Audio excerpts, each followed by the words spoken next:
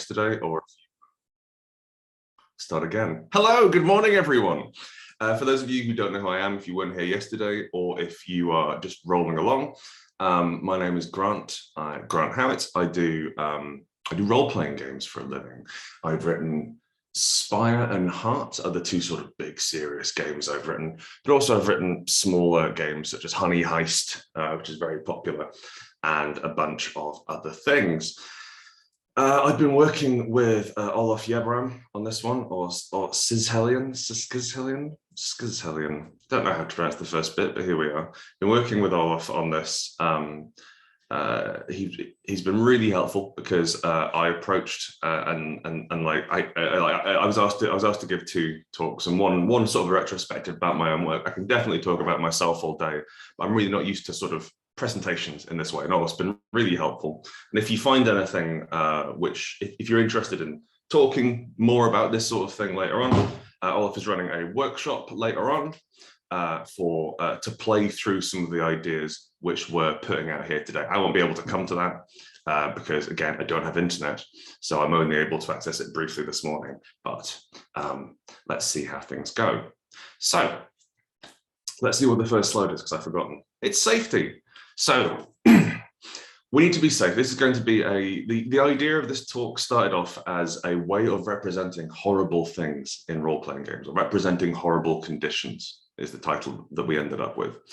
And I feel that, I've certainly, we've narrowed it down to representing mental health, and I'll talk about mental illness, mental trauma. I'll talk more about why I've done that in a little bit. But this is going to be a thing. This is going to be a talk where we discuss some potentially unpleasant subjects and some things which you don't like. So, one, we're all friends here. Two, if you want to leave, that's fine. Please leave, and I won't be upset.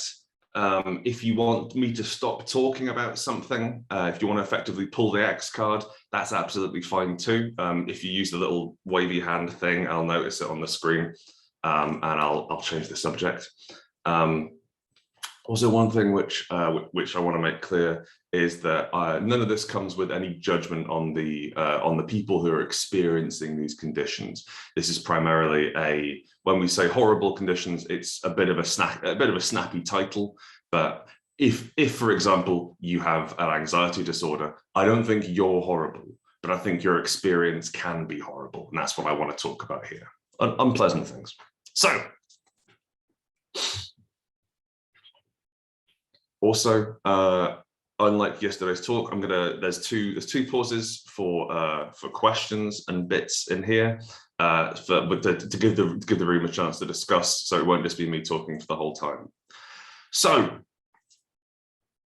yes, I've put this down. I've put this correctly. In representing horrible things, and we've got a few things to talk through. It's my theory, my belief, that we can and should do it, and we should be evocative, sensitive, and engaging. And I'll talk a little bit more about those in terms of evocative, as in, can we communicate the unpleasantness of the thing semi-accurately? It doesn't have to be 100% accurate. It doesn't have to be true to life, but it should evoke what's going on. I think that's really the goal of any game designer, is to evoke something. Can we be sensitive? No, we must be sensitive. There we are. We must be sensitive. We must, these conditions which we're talking about, these things in which we're trying to replicate, ostensibly for fun, or at least for interest, are real things that are happening to real people, and they're not nice. And so there is a measure, like, we should be careful not to make fun of them, not to misrepresent them, and not to cheapen the experience. And finally, most importantly of all, can we be engaging? Because I've played quite a few bad games about depression, and I've experienced quite a few portrayals of mental health or portrayals of negative things, which aren't very interesting.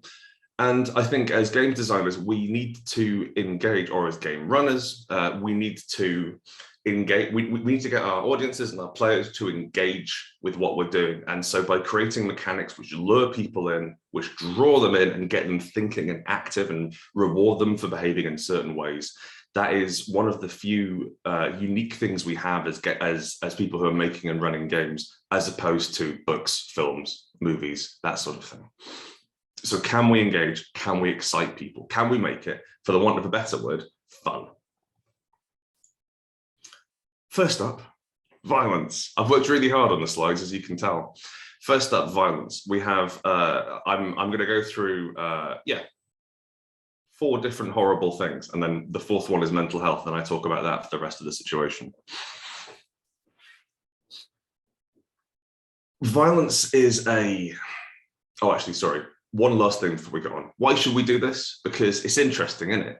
Because it's weird to have this sort of thing. And there's something profound about how these experiences, these horrible conditions can fundamentally change the way in which you perceive the world, the way in which you are on a day-to-day basis. And it can feel so, it can feel absolutely true and coherent and believable when you're in it. And then when you view it from the outside, it can seem aberrant. And I think there's something important and profound and interesting to be talked about there. Similarly, it lets us experience something in an ersatz way from a first-person viewpoint, and outside of some experimental filmmaking and video games, we don't really have that option in other media. So anyway, violence. Role-playing games love violence. Role-playing games are formed. The originator of role-playing games, chainmail, was a miniatures war game, and pretty much every role-playing game worth its salt, every mainline role-playing game has rules for hitting people in some way. Why? Well, it's easy. It's easy to represent. We are literate in this violence. It is a straightforward solution when abstracted to the part of role-playing games. And similarly, one thing which is hugely prevalent in role-playing games is the justification of the violence. And as I go down through the other horrible things before we hit mental health, we're going to talk about that as well.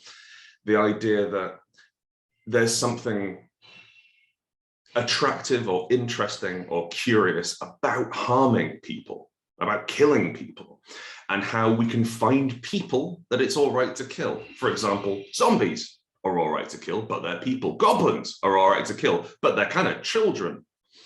People who are of vastly different beliefs to you, people who we view as evil, are all right to kill in role-playing games. And next slide. As you can see. Next slide, evil. Now, evil is something which we have in Dungeons and Dragons. I'm going to be talking a lot about mainly more popular games in this chat because that's what I know, and I think that's probably got more cultural relevance. There will be space to talk about like niche things or interesting things you found out later, but mainly I'm just going to complain about Dungeons and Dragons for a bit. The evil in Dungeons and Dragons exists in the same way as gravity exists in our world. It is a fundamental force which you can interact with. You can have a magic circle versus evil, not via a particular faith or via a particular kind of being, but someone who disagrees with your viewpoint. When we think about evil, when we think about the way in which it is represented and how it is fine to kill evil creatures, they really allied and don't mention the idea that, well, evil is whatever the state isn't. Chaotic is whatever the state isn't. So a lawful good paladin can commit violent acts and murder, but for the sake of just because they are lawful good and they are allied to the viewpoint that the game is taking, it's fine to do killing, which I suppose is similar to the police in current day, certainly current day America. The third thing, which Olaf was very interested in talking about, but I didn't really feel equipped to talk about, is certainly something which I'm fascinated about, is the idea of radicalization. And I think it's especially important to Veldritter and to the group that the group that we're speaking with here, is the idea of people can behave in very strange ways if they're encouraged to. They can behave in radical ways. And there are very few role-playing games which examine the movement towards radicalization, the movement towards the movement towards representing something which is abhorrent or aberrant or strange, as opposed to a standard morality. And what is a standard morality is defined by the game. And as I've just said, Dungeons and Dragons, it's fine to kill orcs because it says so. So paladins have been massively radicalized. And no one talks about paladins as these sort of dangerous zealots, but more these sort of beautiful men, women, people, flowing blonde hair and shining armor. They're really the protectors of the land, but they're dangerous radicals. Similarly, if you think of something like Dark Heresy, or Wrath and Glory, I think Dark Heresy, especially the Warhammer 40,000 role-playing game, which came out about a decade ago. It is a game which expressly asks you to hunt the enemies of the Emperor and gives you no reason for doing so. There's no mechanic for your faith. There's no mechanic for whether this is something that you enjoy or whether it's something you think is right. You are told to do it. There's not even a punishment for not doing it. It's just something that's assumed you want to do. And the imperial faith, the imperial credo in Warhammer is so radical as to almost be inscrutable to modern day humans. The last thing in terms of radicalization, which I think sort of took a stab at it, which I was interested in exploring a little bit more, is the idea of alternate morality systems in Vampire. So in Vampire the Masquerade, it's possible to get, I think it was like Path of Shadows or Path of Blood or what have you. And they had humanity, which was ranked, and that was the path of humanity. And if you killed people, then you went down. But you could also have ones like, if I ever help someone, then it goes down. Or if I ever show weakness, it goes down. And I remember the book saying expressly, to put it blankly, this is some fucked up shit. And I thought, I was 17, and I thought it was the coolest thing I'd ever read. But I haven't seen much outside of the realm of World of Darkness, which attempts to communicate an alternate worldview as your primary motivation. Similar if you think about Gnosis for werewolf, or hubris, I think it's hubris for mage. There's different ways in which talk about the way in which you are interacting with the world. However, that was just some food for thought, and hopefully I sparked something to think about. I'm going to get on to the main subject of our talk, which is mental health and mental badness, as I've put here.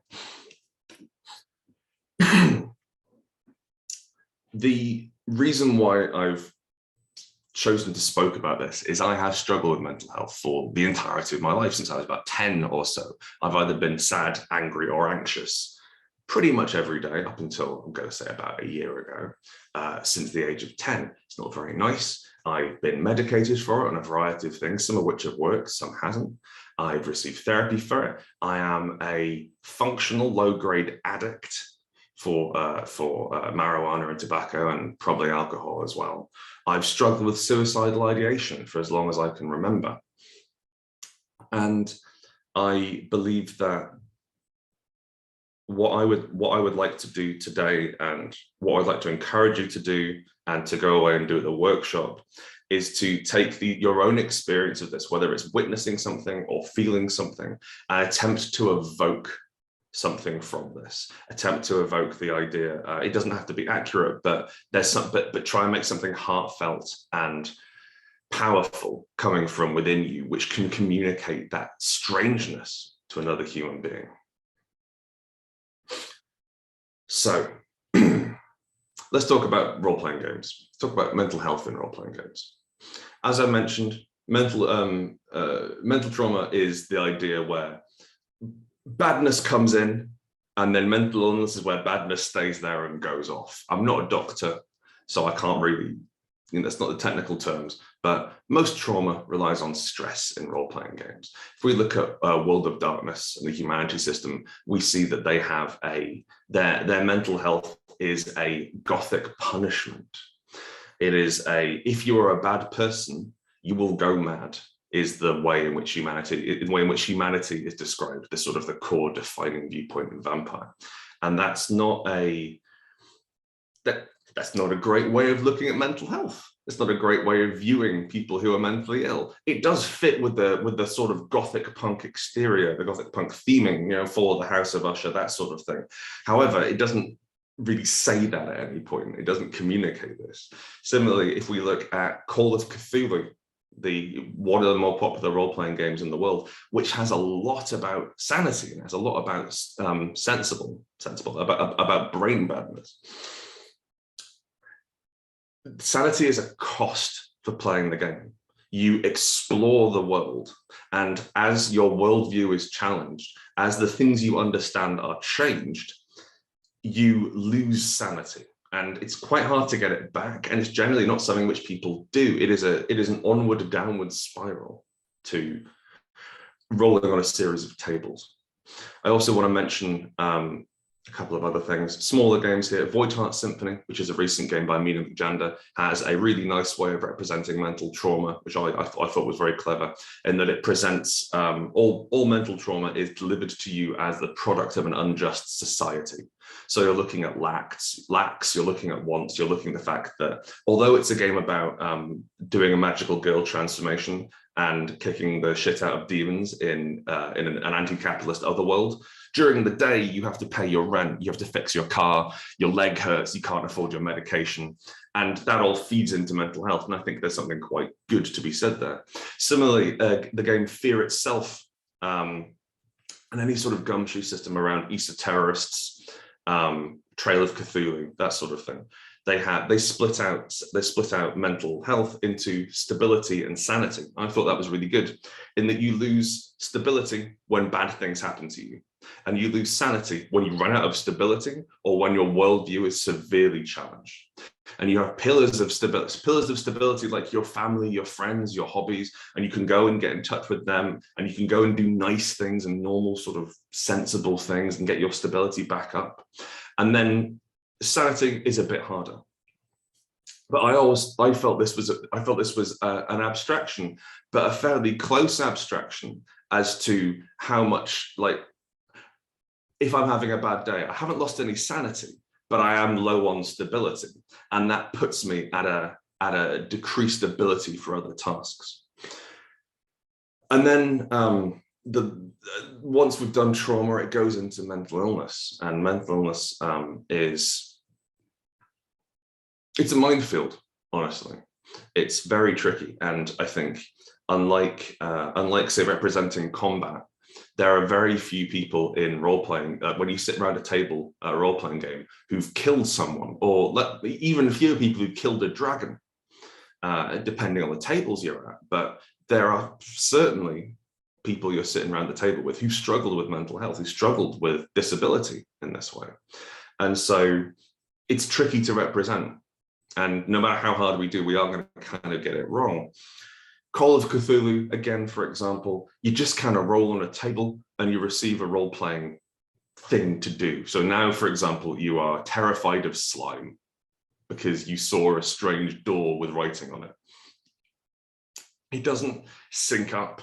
It doesn't even especially push play towards a genre emulation. It's just more something that happens to you along the way as you get kind of kookier and less reliable as you go down, as opposed to sort of dying within about 3 weeks, as in a Call of Cthulhu story. World of Darkness does something similar, but it has the idea of role-playing guidelines. So you may be like, you'll be rewarded for role-playing. You'll receive XP for role-playing in a way which is counterintuitive to the plot or to success, which causes you problems. So you are rewarded for acting out of a sensible character, but it's still not there. And Fear itself, as I mentioned earlier, runs it as a straight debuff, or Easter terrorists. So you're -1, you're -2 on certain tasks when you are shaken or severely shaken. You can go all the way down to -15 when you start losing sanity. And I feel that although it is not very evocative, I feel there's something just having a straight debuff I really respect, because it relates the fact that most challenges in mental health, if they're not serious enough to require hospitalization, this has become harder for me. This has become tricky for me. We commissioned a scenario for Spire by a guy called Lawrence Phillips, and all the characters in that are disabled. They all have a variety of physical or mental disabilities or social disabilities at some points. And to represent every single one of those, we were like, you can do it. It increases the difficulty unless you spend some money, or unless you take a risk, or unless you expend more energy to get out. So it was more about how much in the idea of spoon theory, where you have like, I have so many spoons today and I can spend them. We use the systems of loss and stress within our game to have to represent that. And so things which you wouldn't normally roll for, we ask people to roll for, or we put in additional costs, but it doesn't treat disabilities as separate. It treats them, it looks at the ends and the results rather than the means and what causes them. So that was the first bit of the talk. I'm going to pause now. Has anyone here in this group seen any interesting rules for either the violence, evil, radicalization, or more specifically mental trauma and illness in role-playing games or in LARPs? We can put a hand up. If anyone wants to share anything from their experience, I'd love to hear it. I think the group would too. Just me. Okay, that's fine. Let me have a quick look down here. Oh, hello. Far away. Yeah, I have to add something. We had a talk yesterday late at night, and Marlene pointed out to me that there is some version of Call of Cthulhu where your mental health or mental stability affects your relationships. Yes. There's a relationships system in one of those games. Basically, you're standing with fractions, and if you get really weird and strange and stressful to hang out with, people like you less or don't want to be associated with you. So mental health can negatively affect your relationship ratings. Absolutely. Right. Yeah. That's a Delta Green, right? Yes. Exactly. Yes, we talked about Delta Green. Yes. Yeah. Right. Delta Green does that, which is basically a more modern take, right, of the Call of Cthulhu system. They kind of deviated from it into their own thing. Another thing I know is Shadows of Asterin, Les Ombres d'Asterin, right, from France. It has a sanity system. How does that work? Asterin is a game where your characters are built around psychological attributes. So there aren't attributes for strength or speed or whatever. You've got attributes for creativity instead, and logic and stuff like that. So it's your personality basically that has attributes, right? And based on that, you choose a possible trauma into which your character trends if something happens to him. Like some people trend towards paranoia. Some people think, hey, I think I'd more trend into a different direction. So the kind of personality, and then you've got very streamlined, like one of those tick charts, right, where you kind of cross off little points, and the game master or whatever moderator is there does that for you, and gives you hints towards role playing, right? Stuff that happens, like for example, as a game master, I've ticked up 5 points for this character. Then I tell the gamer, from now on, you can't sleep right at night. You get nightmares. You won't regenerate as much, and it gets more and more and more and more until you hit the breaking point, basically. And it's got different breaking points, which exasperates the whole thing. It's actually kind of interesting, and I like it very much. I liked it because it was so different to Cthulhu. I played a lot of Cthulhu in my youth and younger years, so like 10 years or so. And the sanity system was always something that I didn't really relate to much. So I find that there's one of the best things you can do in terms of representing mental health, which is quite gamey, but I think lets you communicate it in a better way, as you as in Shadows of Esteren, is picking what it's going to be at the start and then having it worsen. Yeah. Part of the challenges with these things is because it happens a bit at a time, because it happens so slowly, you don't really notice it happening. And I think that if you know where you're going, it gives you a really interesting route to walk. I've got different need to look at it, but Esteren is kind of interesting because it has you choose these attributes, these personality traits, let's say, for your character, and if you choose one, you get a negative one associated with it. It's a different point, so there are always 5 points, and if you have like creativity 4, then the other one gets 1, and based on that develops these psychological traits, these traumata that you can walk towards, and it's kind of interesting actually. I've never played it long enough to see if someone hits a breaking point. So, but I guess it's possible. We're talking theory, that's fine. Yeah. Andreas, do you have a question? Sorry, do you have a thing to bring up? Yes, I want to point out Cthulhu Abides. Cthulhu Abides. Okay, what's that? It's basically Call of Cthulhu, but you have a sanity meter. You can go up in different sanity levels or insanity levels, and you can even do it voluntarily. You can expose yourself at horrors and you go more and more mad. And this has different kinds of implications for your gameplay. For example, if you are mad, you get bonus in combat because you don't care about your self-preservation anymore. And you can go, and there are methods that you can go down the sanity level also by, for example, resting, talking with friends, doing your hobbies.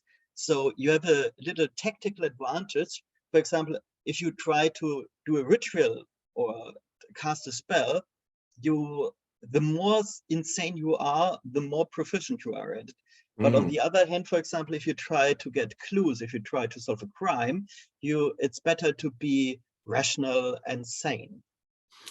I really like any sort of game which gives you certain benefits for getting more fucked up.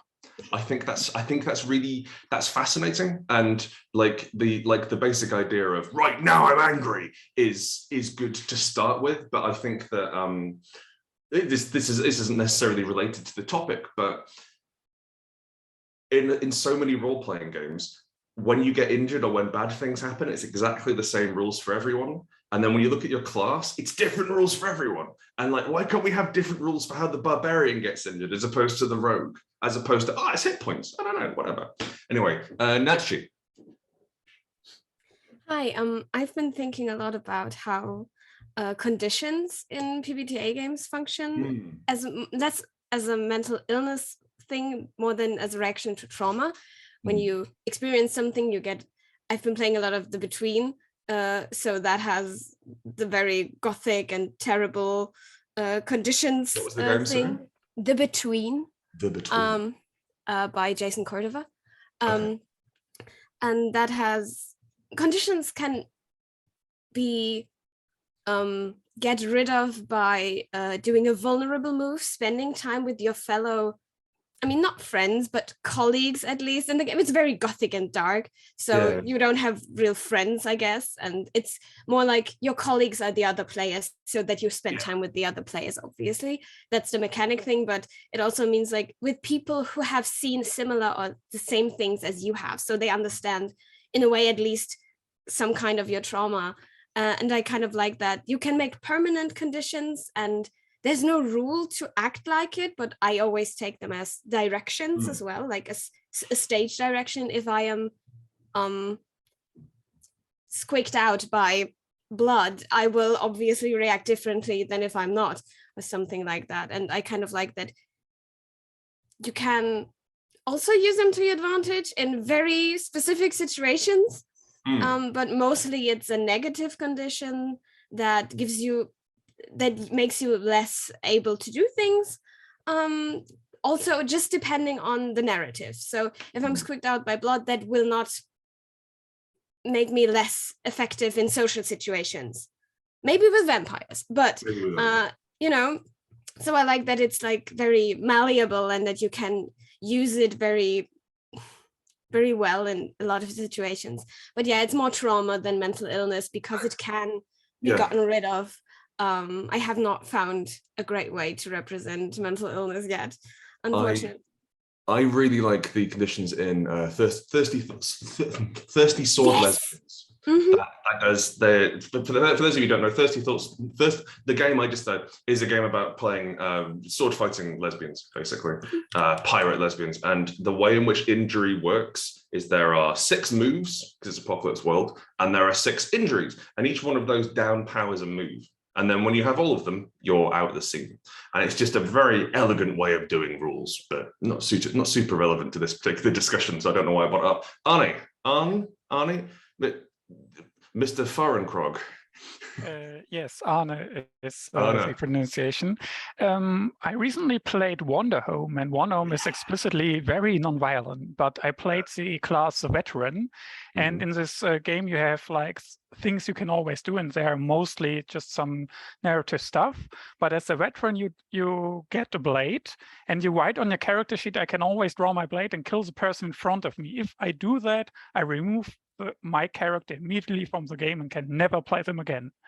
And it's really interesting for me because I played my first session as a veteran, and if you approach a situation you don't know what you do, you look at your character sheet, and every time I see I can okay, I can do violence, but I can't really do it, but I can always see in this situation I could.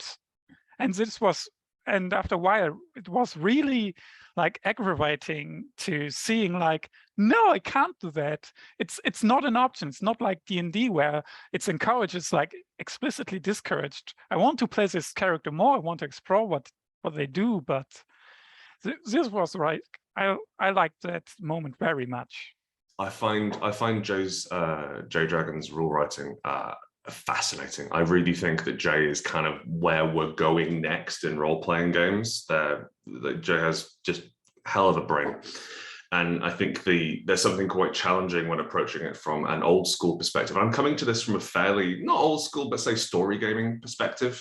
And, we're still sort of like we're talking about rolling to succeed and that sort of thing. I'm referencing Vampire the Masquerade and Dungeons and Dragons. And Jay wrote a game where, as you said, for the warrior, it says, you can never draw your blade. When you draw your blade and kill someone, do this. And it's like, because it uses the structure of rules to represent that tremendous push-pull and that sort of that tension, that fear. So yeah, it's very elegantly done. Malin. I'd just like to put another one forward that's actually really old by now. It's you probably know it. Don't rest your head. Oh, don't rest your head. Let's not forget about that. Yeah, you shouldn't forget about that because it's awesome. And it's just because you said, one where you get stronger, the more insane you get. So don't rest your head. I'm throwing it in here. For the others who don't know it, it's a game where you start with a character that's survived trauma, whatever the kind is. You can define that, right? And has, because of that, stopped sleeping. And the longer you don't sleep, the more superpowers you develop, basically. And but you kind of move over to a non-sleeping parallel world. It's very, very surreal and abstract and really cool. Can be really scary too. And it's really awesome because they link the superpowers. So I'm calling it superpowers. It's not really superpowers, right? It's like mental abilities that develop because of your insanity. Your brain kind of makes it up. But it kind of depends on what happened to you as a trauma as you try to work through it. And the more you use them, the more tired you get and you want to sleep. But if you sleep, you lose your powers and then the bad things catch up to you. And it's kind of putting you in this weird. My other favorite thing about Don't Rest Your Head, and it's nice to have sort of a positive representation of mental health. But the idea is you can always throw as many madness dice as you like. Yeah. And the idea is it's like, yeah, you can kill your way out of this problem. Why aren't you? And it's a story where everyone is carrying a gun at all times. It's really quite powerful. Guts? Yeah, it's guts.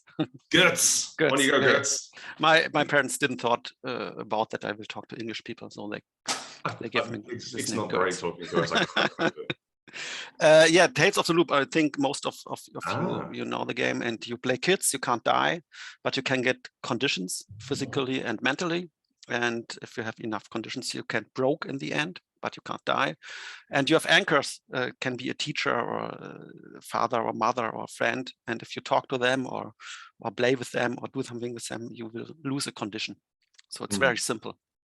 I think like one of the interesting things that keeps coming up in this as we recommend games is more like not mental illness but mental health, and like how can we take care of ourselves, how can we protect us, how can we protect ourselves, how can we recover, and what can the games master put under threat to stress people out? Catherine?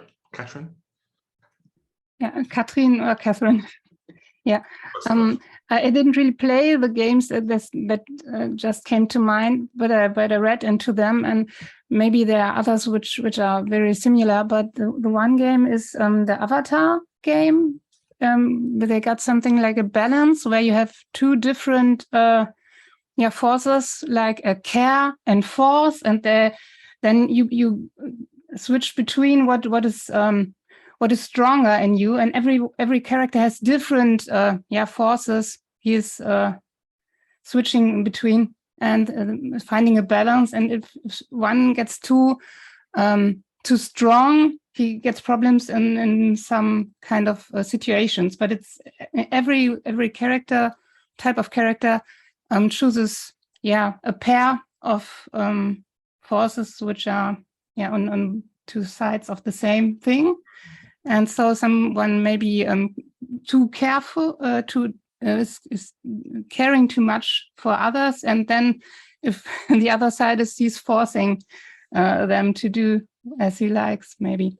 And this is one example. And I think for playing with young people, this may be a good idea, because it's really close to the series they watch on the TV, and maybe they can imagine this a bit easier. And it's only this one thing they have to be concentrating on. This is the one problem my character has, and they focus on this.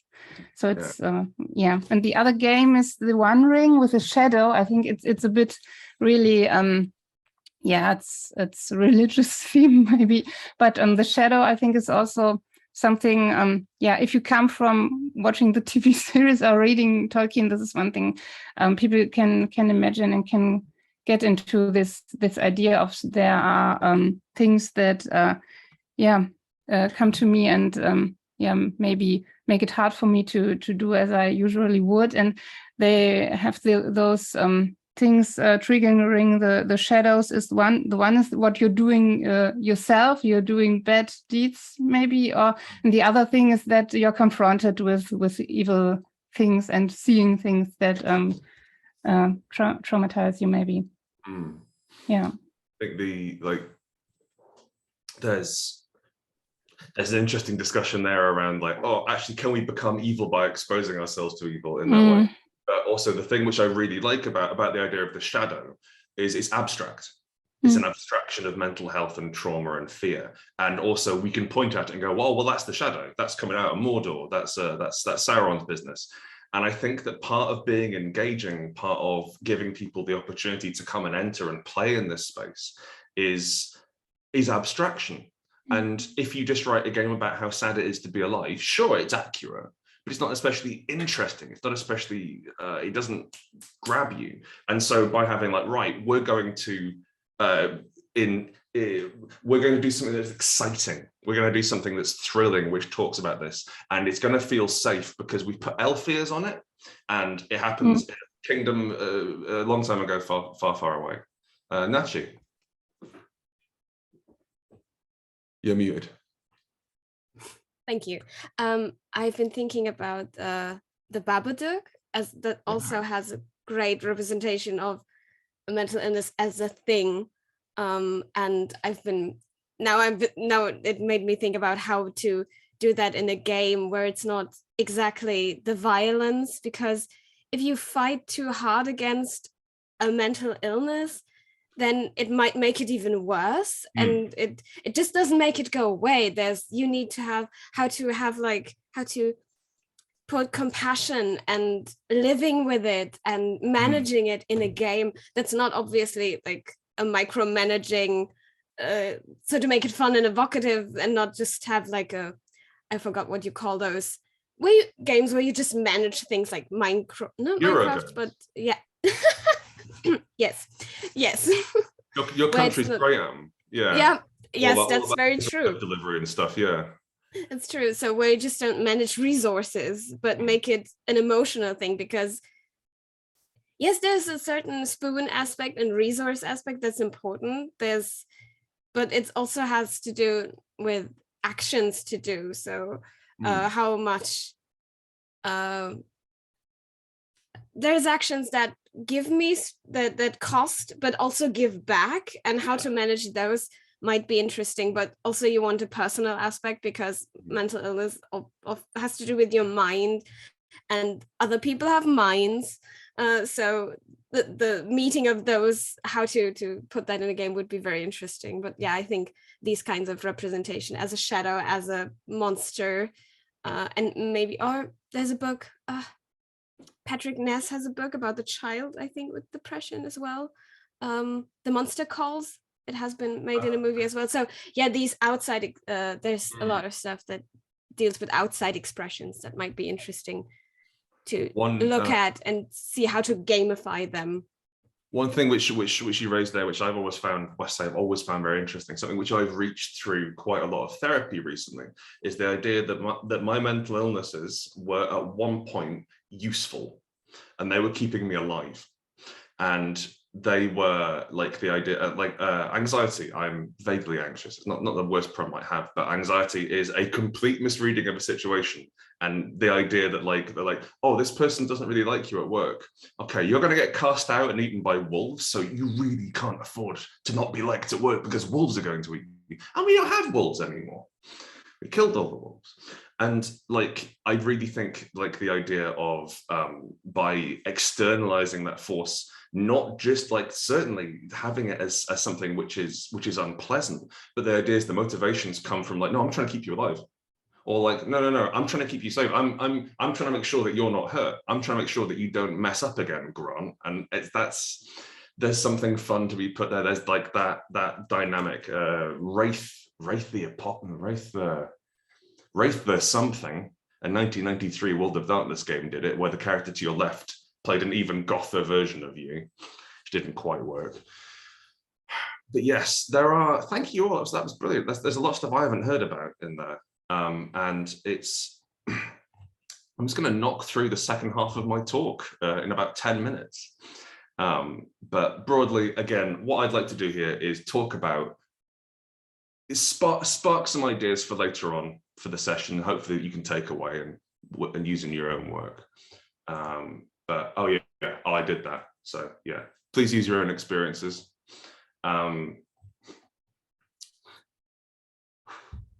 We have a few different things to talk about here. The idea of trauma, the idea of mental trauma or mental stress causing illness or causing something bad to happen in your brain which you don't want. What is stress in your game? Where is stress? Is stress a punishment? We were talking earlier about different ways in which you can have certain conditions help you do certain things, and I know that I have to get up and answer a few emails and drink a cup of coffee before I'm ready to actually do some writing, and so I need to expose myself to a certain amount of stress before I can come back up to speed. How can we abstract that? What constitutes stress? What's interesting? And how can we reward players for pushing towards stress? Because it's not always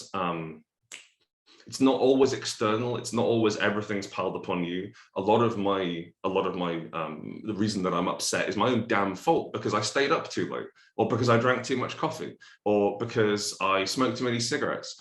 And there's ways in which we can reward people for doing things which are, I suppose, suboptimal.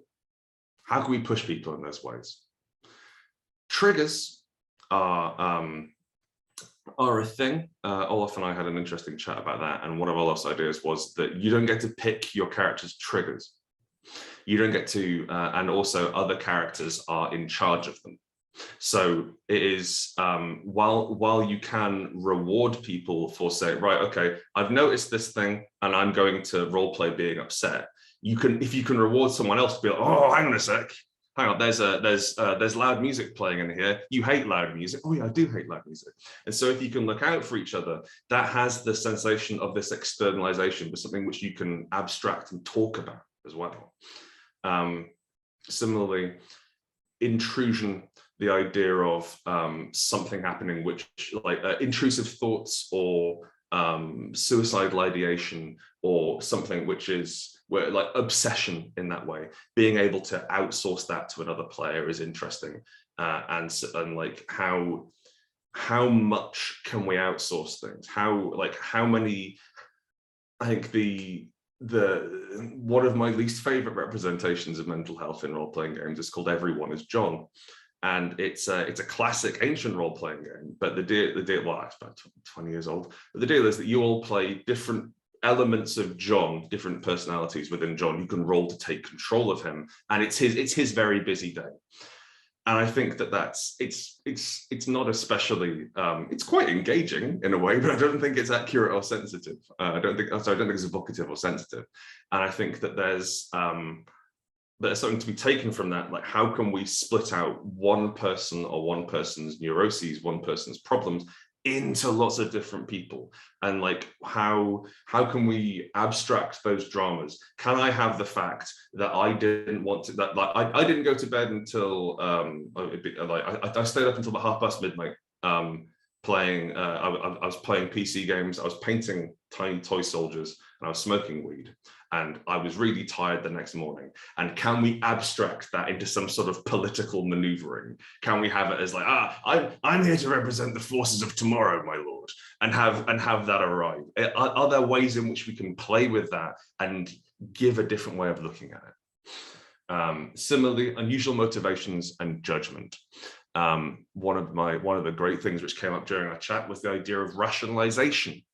I'm really good at rationalizing bad things I've done or things which I wished I hadn't done. And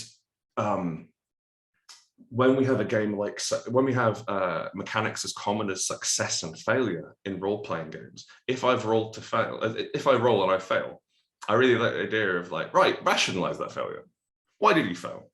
Why isn't it your fault? Or why is it your fault? And being able to take the idea of internal experience and external experience, like we have the opportunity with a games master to represent a canon, to represent a single element of truth in role-playing games. And I think that we should not do that, especially when we're talking about stuff like this, because this is about personal experiences. This is about internal rationalization, motivations, and trauma. And so being able to have, well, if there's 5 players in a scene, there are 5 different scenes that are all happening at the same time. And how can we play with that? How can we play with, well, I felt this about the scene, and not just I felt this, but this happened because of this. Oh no, it happened because of some interesting things to do. And then I'm wrapping up here. Here are just some of the things which I feel. Memory loss. I struggle with memory loss sometimes. Depression took some of that, and the marijuana took the other parts. I think that memory loss is an interesting thing to play with. I think there is. I think that it's certainly challenging, but generally, what I like, the way I experience it is, it's not that I'll be sitting there in the middle of the night and go, oh, I've remembered. I don't remember until it becomes a problem. And so I quite like that on a critical failure or on the roll of a 6 or what have you. Oh no, the reason you failed is because you forgot something. What was it? And you ask the other players what it was you forgot. You ask the other players what happened, and that's been true the whole time, and it just simply wasn't on your mind. Similarly, for more sort of serious memory loss, more serious loss of cognition in that way. It's possible to have someone else play you. It's possible to leave the table, leave the room, and have the table agree on, like, right, what didn't happen during this session? What didn't occur? Or what occurred and this player doesn't know about it? And then they come back in and everyone goes normal, and it might not come up. But because we have the ability to mess with the way in which information is shared and displayed between players, you can do some engaging things with memory loss. Addiction is again a tricky subject. It's something which I've struggled with on and off throughout my life, and generally what it comes down to is when I'm suffering from it, I'm either hard to be around because I haven't taken any drugs, or I'm hard to be around because I've taken drugs. And there's no really sort of like fun middle ground in the middle. And like it's not a common thing. There's times in my life where it's been better or worse. And the way in which we represent it in Hearts, for example, is until you get a drink, you're at -1 on social. And then once you have a drink, you're at -1 on physical. And so something bad's happening, but you can pick what the bad thing is if you can get access to the drugs. This is the thing. This isn't like, I'm not talking, it's very abstract, and I'm not on heroin or what have you. I've not been hospitalized. I've not had to attend rehab. So my addictions are fairly minor, but I can see that, and we can play with it, I think. Mania, Olaf had a lovely idea for this, which was you get given a set number of action points at the start of the day, and if you don't spend those action points, you suffer problems, and you get double your action points. They count as double if you interrupt someone or if you make it about yourself. And I really like the idea of like, no, you have to spend this budget, otherwise you take mental stress, like it mounts up at the end. I think there's something immediately that we can understand about that. There's something immediate which we can get, and it's very gamey and it's very abstract, but we can get there. I don't really have anything for anxiety. I just wrote it down, but I'm sure lots of people have some interesting things, and I think that we've certainly discussed across the measure of this how we can have an externalized amplification of threat, or the idea that like, oh, watch out. What is it? What's the phrase? Watch out, get ready. And that's all you hear all day is watch out, get ready, and no more information. But there's certainly ways in which you can have, I think probably the most interesting way is to split up the way in which you're describing things. And so someone who's very anxious would perceive a situation as vastly different from someone who is not so anxious. And then the final thing is depression. And depression is really hard to write about. Because my primary experience of depression is being so sad I can't do things. And a lot of role-playing games are about doing things. So it means that it takes a very active and engaged thing and asks you to play around with not being active, with not being engaged. The obvious one to think of, which I mentioned earlier around the idea of general disabilities, that things cost more to do, things take more out of you. And there's, I think, Zoe Quinn's game, Depression Quest, which is a computer game. But the idea is that when you're depressed, it's a text-based adventure game, and it's choice-based. And when you're very depressed, certain choices are grayed out, you can't take them. And so there's ways, like you lose access to parts of your life. And it starts at the top and goes down to eventually, like, you can't shower, broadly. And it was certainly very evocative, it was certainly very engaging. I'm not sure whether I want to do that sat around a table with my friends. I think the closest to which I've come to writing about depression is more writing about the idea of self-loathing, writing about the idea of really disliking myself, of really blaming myself for problems, for feeling that I am worthless or useless or strange or aberrant in some way or incorrect. I spoke about this yesterday in my retrospective. I wrote a game called Fetch, which is about you discover that you were made by the fairies, and then you break into the fairy kingdom, burn it down, and kill yourself. And it's very evocative, it's very powerful, it's quite sad in a way, but it was the closest I could get to being like almost a victory to have to talk about the power of that. But I'm still not sure how I'd write an interesting game about depression, which wasn't vastly abstract, which was about the idea of everything's heavy, everything's lethargic, everything's slow. You don't feel pleasure, you don't feel curiosity, you're not engaged. I'm really not sure how to do that, but I hope someone here is. And that's us at the end of our time. There's a little bit here which says, question, what ideas do you have? Hopefully loads, but we don't have time to go through them at the moment. So what I will do, if you do have loads of ideas, if you do want to talk about this and play some more, play with these and experiment with doing rule creation and mechanizing mental health or other things which are unpleasant to be. You can talk to Olaf Yebram, I think. He's running a workshop later in the day. What time's that, Olaf? I think it's 16:30, so 4:30. 4:30 German time, if you're interested in going along. Thank you all for coming along, and thank you all for those excellent recommendations. There was some stuff I hadn't heard of, and I'm like, oh, that sounds really interesting. So I'm going to go away and explore. And thank you for being so active and engaged and coming along and taking part. And I really hope that I was able to put some sparks in your head and have an idea and to give you some ideas that maybe that this is something which we can and should write about, and we can embrace our personal experiences and create something brilliant. And that's my time.